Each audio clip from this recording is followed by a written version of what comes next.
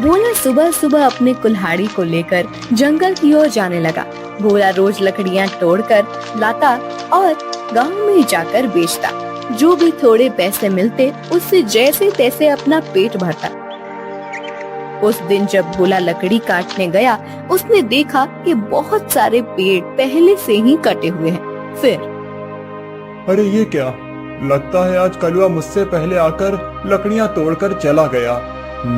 वैसे भी कलुआ को तो मुझसे बहुत ज्यादा लकड़ियों की जरूरत होती है, इसीलिए आया होगा। चलो अब जंगल के और अंदर जाना होगा। भोला और अंदर चला गया। उसने देखा कि बीच जंगल में बहुत से पेड़ थे। उन पेड़ों को देखकर अरे वाह, यहाँ पर तो बहुत सारे पेड़ हैं। अगले 2 महीनों तक भी रोज लकड़ियाँ काटूं तो भी कम नहीं पड़ेंगी। भोले ने पेड़ काटने के लिए कुल्हाड़ी उठाई। तभी उसने देखा कि ऊपर एक बंदरिया अपने नवजात बच्चे के साथ उस पेड़ पर बैठकर फल खा रही थी। वो बंदरिया इतने प्यार से अपने बच्चे को पकड़कर बैठी थी कि उनका प्यार देखकर भोला रुक गया। ये क्या करने जा रहा था मैं? अगर मैंने ये पेड़ काट दिया, माँ बंदरिया और उसके बच्चे का घर टूट जाएगा। नहीं, मुझे ऐसा नहीं करना चाहिए। शायद इस पेड़ पर बहुत सारे फल हैं, इसीलिए ये बंदरिया यहाँ रहती होगी। चलो मैं कोई ऐसा पेड़ काटता हूँ जिस पर किसी जानवर या पंछी का घर ना हो। भोला और आगे चला गया। उसने अपनी जरूरत के अनुसार लकड़ियाँ काटी और उन्हें बेचने चला गया। ऐसे ही दिन बीतते रहते हैं। भोला रोज उस बंदरिया और उसके बच्चे को देखता।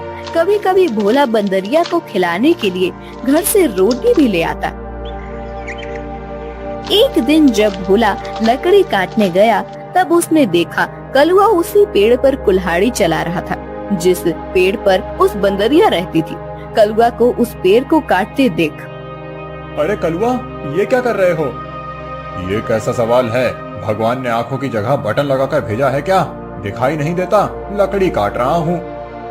वो तो मैं देख रहा हूँ कलुआ, लेकिन इस पेड़ की लकड़ी क्यों काट रहे हो? किसी और पेड़ की लकड़ी काटो। पेड़ पर देखो, एक बंदरिया का घर है, उसके साथ उसके नवजात शिशु भी हैं कलुआ। तो क्या हुआ? वो बंदरिया किसी और पेड़ पर चली जाएगी। इतने सारे पेड़ तो हैं। लेकिन कलुआ, लेकिन वेकिन कुछ नहीं। चल निकल जा यहाँ से। आया बड़ा मुझे सिखाने वाला। और सुन, इस पेड़ को तो पूरा मैं ही काटूंगा। ये ध्यान रखना, तुझे चाहिए तो कहीं और चला जा, नहीं तो ये देख रहा है ना कुल्हाड़ी, मुझे जरा सी भी देर नहीं लगेगी इस कुल्हाड़ी को तुझ पर चलाने में। कलुआ पेड़ काटने लगा। भोला बेचारा चाह कर भी कुछ नहीं कर पाया और आगे चला गया। दोपहर के समय जब भोला जंगल से लौट रहा था, तब सपने देखा कि कलुआ ने वो पूरा पेड़ काट डाला था। भोला को बहुत बुरा लग रहा था। तभी उसकी नजर पेड़ के एक बड़े लकड़ी के नीचे गई। वो बंदरिया उस लकड़ी के नीचे मरी पड़ी हुई थी। उसे देख भोला के आंखों में आंसू बहने लगे। भोला को लग रहा था कि शायद उसके बच्चे की भी मौत हो गई है। भोला उस बंदरिया के पास गया। तभी उसने देखा कि बंदरिया ने मरते हुए भी अपने बच्चे को अपने गोद में सुरक्षित रखा था। हे भगवान, तेरी महिमा अपरंपार है। इस बंदरिया ने मरते हुए भी अपने बच्चे को गोद में सुरक्षित रखा है। सच में माँ आखिर माँ ही होती है। लेकिन अब इस बच्चे का क्या होगा? कलुआ भी कितना दुष्ट है। मैंने बताया था उसे इस पेड़ पर इस बंदरिया का घर है, लेकिन उसने मेरी बात नहीं सुनी। फिर भोला ने गड्ढा खोदकर बंदरिया के शव को उस गड्ढे में डाल दिया। फिर उसके बच्चे को अपनी गोद में उठाकर अपने साथ उसे घर ले आया। उस दिन एक बात से भोला अपने छोटे भाई की तरह उस बंदर को साथ रखने लगा। एक दिन भोला लकड़ी काटने गया था। तब क्यों भोला, सुना है तूने किसी बंदर को पाल रखा है? अरे खुद का पेट तो तुझसे भरता नहीं, अब उस बंदर को क्या खिलाएगा? वो वही बंदर है कलुआ, जिसकी माँ के तुम हत्यारे हो। मैंने तुम्हें कहा था कि उस पेड़ पर उस बंदरिया का घर है, फिर भी तुमने वो पेड़ काट दिया। वो बंदरिया पेड़ से गिरकर मर गई। इसीलिए मुझे इंसानियत के नाते उस बंदर को अपने साथ ले जाना पड़ा। अगर मैं उसे नहीं ले जाता तो इस जंगल में ऐसे ही उसकी मौत हो जाती। हाँ तो तू बड़ा दयावान है ना।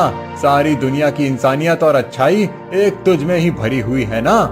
कलुआ, मेरी तुमसे विनती है कि आगे से तुम कोई भी पेड़ काटते समय थोड़ा ध्यान दो कि किसी जानवर पंछी का घर न टूटे। ए भोला, मैंने पहले भी एक बार तुझसे कहा था कि तू मुझे मत सिखा। जब तूने कुल्हाड़ी हाथ में लेना सीखा था ना, उसके कई साल पहले से मैं लकड़ी काट रहा हूँ। तू कौन होता है मुझे सिखाने वाला? रुक, तुझे अभी मजा चखाता हूँ। ऐसा कहकर कलुआ ने भोला को पीटना शुरू कर दिया। उसे पीटने के बाद भोला को उसने चेतावनी भी दी कि आगे से अगर वो इस गांव में लकड़ी काटने के लिए आएगा तो उसे अपनी जान से हाथ धोना पड़ेगा। बेचारा भोला घर आ गया और बंदर से बात करने लगा। चलो दोस्त, अब इस गांव से हमारा दाना पानी उठ गया है। उस कलुआ ने मुझे पीटकर साफ साफ चेतावनी दे दी है। अब अगर जान बचानी है तो इस गांव को छोड़कर जाना ही बेहतर होगा।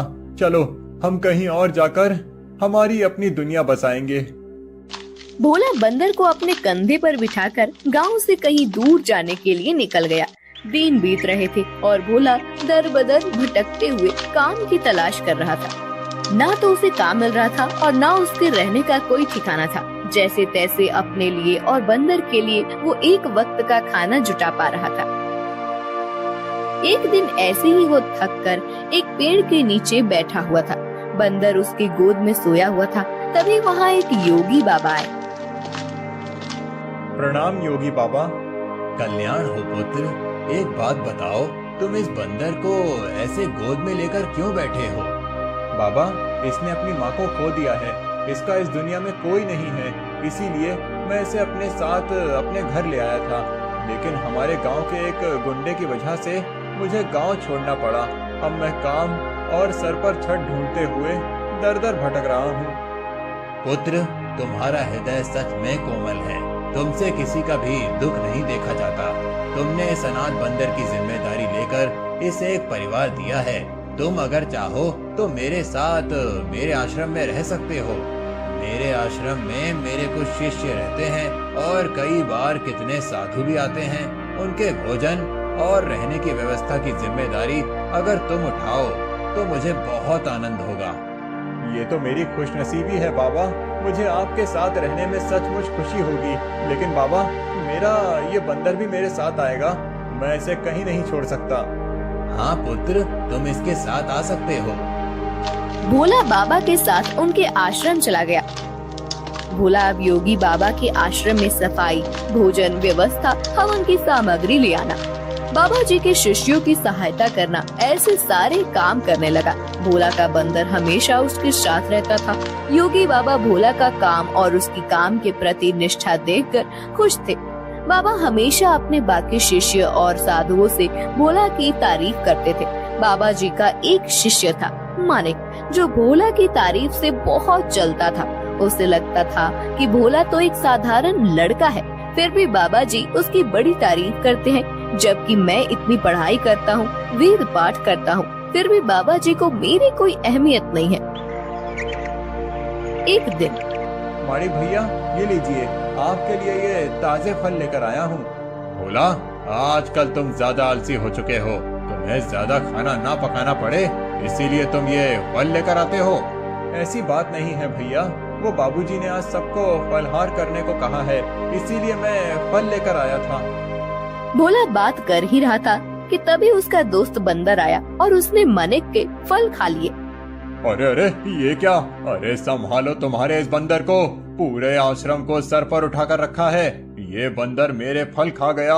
भोला, अभी के अभी इस बंदर को भगाओ इस आश्रम से, नहीं तो मैं योगी बाबा से इसकी शिकायत करूंगा। मानिक भैया, मैं आपसे माफी मांगता हूँ और आपके लिए और फल लेकर आता हूँ, लेकिन मेरे इस भाई को मैं अपने से अलग नहीं कर सकता। मानिक को भोला पर बहुत गुस्सा आया। उसने योगी बाबा से भोला की शिकायत की, लेकिन बाबा जी ने भोला का पक्ष लेकर मानिक को ही सुना दिया और ध्यान मग्न हो गए। आज तो हद हो गई। इसकी वजह से गुरुजी ने मुझे डांटा। इसका कुछ करना ही पड़ेगा, लेकिन इस तरह कि मेरा नाम कहीं न जाए और इसकी छुट्टी हो जाए। कुछ दिन के बाद योगी बाबा को उस गांव के राजा ने अपने राजमहल में आने का आमंत्रण दिया। योगी बाबा अपने शिष्यों के साथ भोला को लेकर राजमहल चले गए। राजा ने उनकी बड़ी आओ भगत की। 2 दिन राजमहल में रहने के बाद सब आश्रम लौट गए। फिर 2 दिन के बाद राजा अपने कुछ दास और प्रधान के साथ आश्रम आए। क्षमा करें बाबूजी, यहाँ आकर आपको कष्ट दे रहा हूँ, लेकिन बात ही ऐसी है कि मुझे स्वयं आपकी भेंट लेने आना पड़ा। कोई बात नहीं, आपके आने का कारण बताइए। समझ नहीं आ रहा कैसे कहूँ बाबूजी, 2 दिनों से हमारी महारानी का नवलखा हार कहीं गुम हो गया है। समझ नहीं आ रहा कि कहाँ गायब हो गया।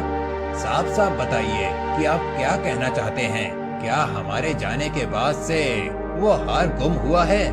सच कहूँ तो हाँ। मतलब हम में से किसी ने वो हार चुराया है, ऐसा कहना है आपका? नहीं बाबूजी, मैं आप पर शक करने का पाप नहीं कर सकता, लेकिन महारानी की वजह से मुझे यहाँ पर आना पड़ा। महाराज, आपके यहाँ आने की वजह से मुझे कोई आपत्ति नहीं हुई, लेकिन मैं अपने सारे शिष्यों को अच्छे से जानता हूँ। मेरे शिष्यों में से कोई भी चोरी जैसा पाप नहीं कर सकता। फिर भी अगर आपको तसल्ली ना हो तो आप सबकी तलाश ले सकते हैं। राजा के साथ आए हुए दासों ने सबकी तलाशी ली। तब उन्हें भोला की झोली में वो 9 लखा हार छुपाया हुआ मिला। वो भोला को पकड़कर ले गए। छोड़ो मुझे, मैंने कुछ नहीं किया है। बाबूजी, मैं सच कह रहा हूँ, मैंने चोरी नहीं की। भोला, तुमने चोरी की है? मैं सोच भी नहीं सकता था कि तुम इतनी गिरी हुई हरकत कर सकते हो। नहीं नहीं मालिक भैया, मैं सच कह रहा हूँ, मैंने कुछ नहीं किया। मैंने उस हार को देखा भी नहीं था। बाबूजी, ये लड़का रंगे हाथों पकड़ा गया है। अब मैं कुछ नहीं कर सकता। मुझे इसे सजा दिलाने के लिए महल लेकर जाना होगा। बाबूजी, मुझे बचा लीजिए, मैंने सच में कुछ नहीं किया। आप मुझे जानते हैं, मैं चोरी के बारे में सोच भी नहीं सकता। बुरे से बुरे वक्त में भी मैंने चोरी नहीं की, तो अब क्या करूँगा, मेरा विश्वास कीजिए। राजा के दास भोला को ले जाने लगे। तभी उनके पीछे से आवाज आई, रुकिए, मेरे भाई ने चोरी नहीं की है। सबने पीछे मुड़कर देखा। भोला का बंदर पीछे खड़ा होकर बोल रहा था, महाराज, मेरे भाई ने चोरी नहीं की है। ये हार किसी ने जानबूझकर उसके झोले में डाला है। ये क्या, एक बोलने वाला बंदर?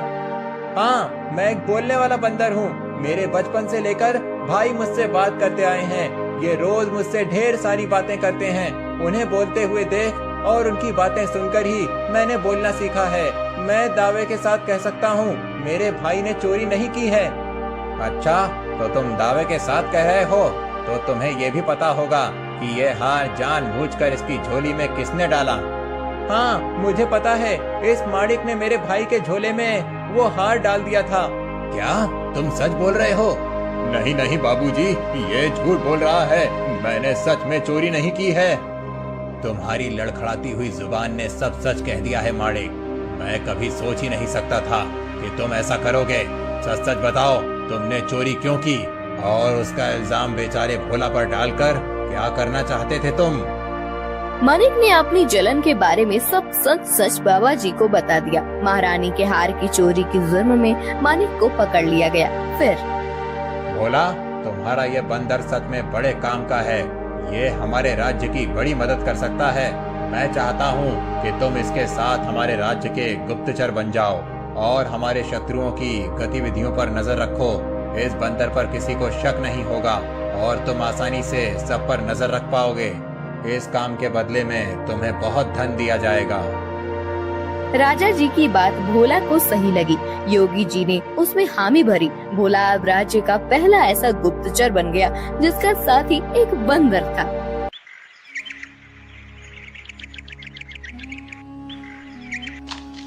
रूपा अपना पिज्जा का ठेला लेकर जा रही थी। ले लो, गरम पिज्जा ले लो, वेज पिज्जा, चीज पिज्जा ले लो। बहुत दिनों से रूपा का पिज्जा का धंधा कुछ ठीक से नहीं चल रहा था। ग्राहक उसके ठेले के पास से गुजरते थे, लेकिन पिज्जा खरीदने के लिए नहीं रुकते थे। तभी वहाँ रूपा के पिता की उम्र का किशोरी लाल आया। किशोरी लाल सीटी बजाते हुए, अरे वाह, आज तो लगता है मेरी नसीब बहुत जोरों पर है। सुबह सुबह चिकनी चमेली के दर्शन हो गए। मेरा रास्ता छोड़िए। अरे रास्ता छोड़े मेरे दुश्मन। हम दोनों के तो रास्ते जल्दी ही एक होने वाले हैं और तुम बोल रही हो कि रास्ता छोड़ दो। ये ठीक नहीं है डार्लिंग। अच्छा, तुम्हें डार्लिंग कहूंगा तो चलेगा ना? वो क्या है ना, मैंने सुना है कि आजकल की लड़कियां को डार्लिंग, जानू, बच्चा ऐसे सब सुनना अच्छा लगता है। तुम बताओ मैं तुम्हें क्या कहकर पुकारूं? कोई जरूरत नहीं है मुझे किसी भी नाम से पुकारने की, जाने दीजिए मुझे। रूपा रास्ता बदलकर जाने लगी। तभी किशोरी लाल ने रूपा का हाथ पकड़ लिया। छोड़ो मेरा हाथ, छोड़ो। अपनी बेटी की उम्र की लड़की का हाथ पकड़ने में शर्म नहीं आती तुम्हें किशोरी लाल? किशोरी लाल नहीं, सुनिए जी कहकर बुलाओ मुझे, और मुझे शर्माने की जरूरत नहीं है। शादी होने वाली है हमारी। तुम्हारी उस जुआरी बाप ने मुझसे कर्जा लिया था, कर्जा नहीं चुका पाया, इसलिए अपना घर उसने मेरे नाम पर दिया। ये तो मेरी रहमत समझो कि मैंने तुम लोगों को घर से बाहर नहीं निकाला। ये करके भी वो रुका नहीं, फिर से जुआ खेलने के लिए मुझसे पैसे लिए और कहा कि अगर पैसे नहीं चुका पाया तो मेरी बेटी से शादी कर लेना। अब एक तो तुम्हारे बाप को कहो कि मेरे पैसे लौटाए, नहीं तो तुम मुझसे शादी करने के लिए तैयार हो जाओ। हाँ। रूपा मायूस होकर घर चली आई। उसने अपनी माँ भारती को रोते हुए सब बात बता दी।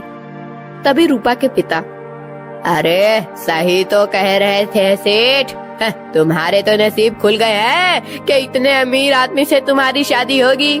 नहीं बापू, मैं इतने बड़े आदमी से शादी नहीं करूंगी, चाहे कुछ भी हो जाए। और माँ, आज के बाद मैं नहीं जाऊंगी पिज्जा का ठेला लेकर। रूपा अंदर जाकर रोने लगी। अगले दिन से भारती पिज्जा बेचने जाने लगी। कुछ दिन हो गए, लेकिन फिर भी जितनी जरूरत थी उतना धंधा नहीं हो रहा था। भारती बहुत परेशान हो गई थी। दिन भर पूरे गांव में घूमने के बाद रात को भारती घर जा रही थी। वो एक जगह पर बैठ गई। हे भगवान, और कितनी परीक्षा लोगे हमारी। इतनी मेहनत करके भी पैसे हाथ में नहीं आते। पति है जिसे जुआ खेलने से फुर्सत नहीं मिलती। एक लौती बेटी है, इतनी रूपवती है, लेकिन उसके पीछे वो किशोरी लाल पड़ा है। मेरी बेटी को उस किशोरी लाल के चंगुल से कैसे बचाऊं? पता नहीं ये पिज्जा का धंधा क्यों चल रहा है। अगर पैसे नहीं मिले तो क्या करूंगी? भारती अपने आप से बात कर रही थी। तभी उसके पास एक बूढ़ी दादी आकर बैठ गई। क्या हुआ बेटी, क्यों रो रही हो? क्या बताऊं अम्मा, मेरे जीवन में इतनी परेशानियां हैं कि क्या कहूं। भारती ने अपनी राम कहानी बूढ़ी अम्मा को बताई। बेटा ये लो, कल से तुम ये मसाला डालकर पिज्जा बनाना। देखना, इस जादुई मसाले से जो पिज्जा बनेगा उसका स्वाद के चर्चे दूर दूर तक होंगे। जल्द ही तुम्हारी सारी परेशानियां दूर हो जाएंगी। भारती को वो मसाला देकर बूढ़ी अम्मा गायब हो गई। अगले दिन भारती ने उस जादुई मसाले से पिज्जा बनाया। अरे वाह माँ, आज तो पिज्जा की खुशबू बहुत अच्छी आ रही है। मैं एक खाकर देखूं? वाह माँ, ये तो सच में बहुत अच्छा बना है। कैसे बनाया तुमने ये? इसमें कुछ अलग डाला है क्या तुमने? हाँ, कल रात को ये थक कर उस पुराने खंडर के पास बैठी थी, तभी वहाँ एक बूढ़ी अम्मा आई थी। मैं बहुत परेशान होकर रो रही थी। तभी उन्होंने मुझे मेरे रोने का कारण पूछा। जब मैंने उन्हें हमारे बारे में सब सच बताया, तब उन्होंने मुझे ये मसाला दिया और कहा कि इसमें पिज्जा में डालकर पिज्जा बनाऊंगी तो पिज्जा का स्वाद बढ़ जाएगा। वही मसाला में डाला है अभी इसमें। क्या? उस खंडर के पास? माँ, तुम्हें पता नहीं वहाँ क्या है? तुम इतनी डर क्यों रही हो? ऐसा क्या है वहाँ पर? अरे माँ, कहते हैं कि वहाँ पर एक बूढ़ी का भूत रहता है। तुम्हें जो बूढ़ी अम्मा मिली थी, कहीं वो वही भूत तो नहीं थी? ये क्या बोल रही हो तुम बेटा? कल मेरी मुलाकात एक भूत से हुई थी, लेकिन उसे देखकर ऐसा लग तो नहीं रहा था। लेकिन माँ, ये तो सोचो कि कोई सामान्य औरत तुम्हें जादुई मसाला कैसे देगी? हो ना हो वो जरूर कोई भूत ही होगी। अब वो कोई भी हो, क्या फर्क पड़ता है? अगर उसके इस मसाले की वजह से हमारे पिज्जा की बिक्री बढ़ गई तो अच्छी ही है ना। सोचो, हम उस किशोरी लाल के सारे पैसे चुका देंगे तो उसे तुम्हारा पीछा छोड़ना होगा। हाँ, ये बात तो है। सिर्फ एक बात याद रखना, किसी को कानो कान खबर ना हो कि हमें किसी भूतनी ने जादुई मसाला दिया था। भारती अपना ठेला लेकर निकल पड़ी। जादुई पिज्जा की महक पूरे गांव में फैल रही थी। अरे भारती, आज तो बहुत बढ़िया खुशबू आ रही है तुम्हारे ठेले से। जरा एक दो पिज्जा खिलाओ तो। भारती ने लालचंद को गर्मा गर्म पिज्जा सॉस के साथ दिया। लालचंद पिज्जा खाने लगा। अरे वाह क्या स्वाद है, वाह वाह मजा आ गया।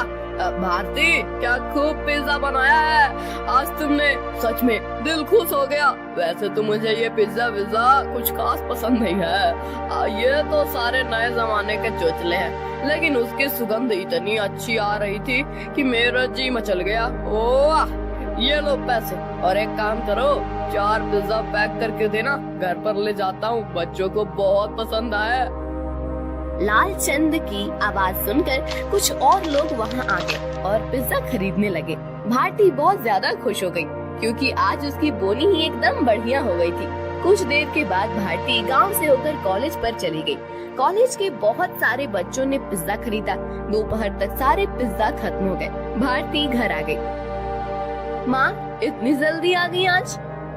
अरे पूछो ही मत, आज तो गजब हो गया सच में। उस मसाले ने तो कमाल कर दिया। जब मैं यहाँ से निकली थोड़ी दूर पर लालचंद सेठ मिल गए। पिज्जा की खुशबू से गीचे चले आए।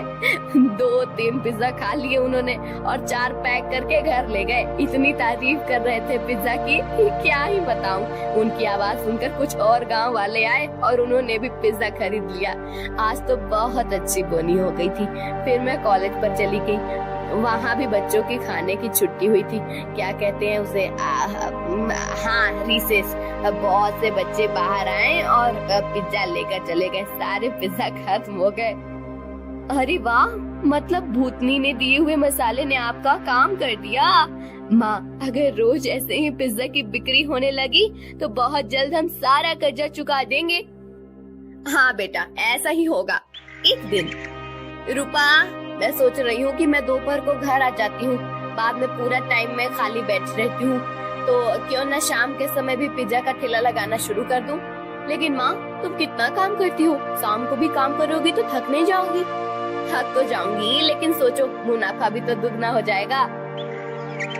अगले दिन से भारती शाम के समय भी जादुई पिज्जा का ठेला लगाने लगी। उसे दुगना मुनाफा होने लगा। कुछ दिनों में भारती के पास बहुत सारे पैसे जमा हो गए। एक दिन वो कर्ज के सारे पैसे लेकर किशोरी लाल के कोठी पर चली गई। आओ आओ भारती, आज सुबह सुबह मेरी कोठी पर। लगता है शादी की बात करने आई हो। किशोरी लाल, मैं पागल नहीं हूँ जो मेरी रूपवती बेटी का हाथ उसके बाप की उम्र के आदमी के हाथ में दे दूं।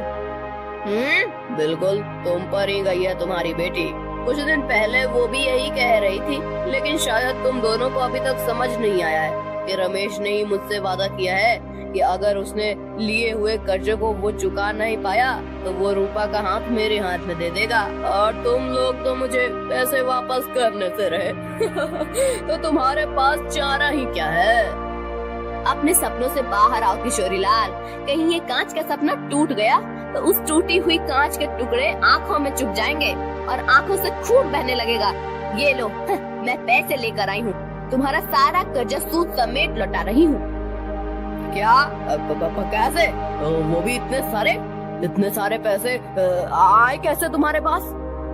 ये ले तेरे पैसे, और आगे से मेरे दरवाजे पर आने की जरूरत मत करना। और हाँ, मेरी बेटी को आंख उठाकर भी मत देखना आज के बाद। भारती किशोरी लाल के कोठी से चली गई। किशोरी लाल अपने कंप्यूटर के सामने बैठकर स्टॉक एक्सचेंज में ट्रेड करने लगा। कुछ दिनों के बाद भारती को कॉलेज के कैंटीन में पिज्जा बनाने का काम मिल गया। उसने अब पिज्जा का ढाबा शुरू कर दिया था। दोपहर में भारती कॉलेज के कैंटीन में काम करती थी और शाम को रूपा के साथ मिलकर अपना पिज्जा ढाबा चलाती थी। एक दिन किशोरी लाल के कोठी पर, पापा आप ऐसे सर पर हाथ रखकर क्यों बैठे हैं? क्या बताऊं बेटी, कुछ दिनों से शेयर्स लगातार गिर रहे हैं, मुझे बहुत बड़ा लॉस हो गया है। क्या? तो अब आप क्या करेंगे? आप अब क्या, जितना भी पैसा बचा है उसे भी लगा देता हूँ। अगर 2 दिनों में शेयर्स ऊपर चले गए तो डूबे हुए सारे पैसे वापस मिल जाएंगे। लेकिन अगर ऊपर नहीं गए तो? शुभ शुभ बोल कलम हुई। एक तो मैं पहले ही इतने टेंशन में हूँ और तू ऐसी बातें कर रही है। जा अब यहाँ से। 3 दिन बीत गए लेकिन शेयर मार्केट ऊपर नहीं आया। किशोरी लाल के बचे खुचे पैसे भी डूब गए। उसे अपनी कोठी भी बेचनी पड़ी। अब किशोरी लाल रास्ते पर आ गया था।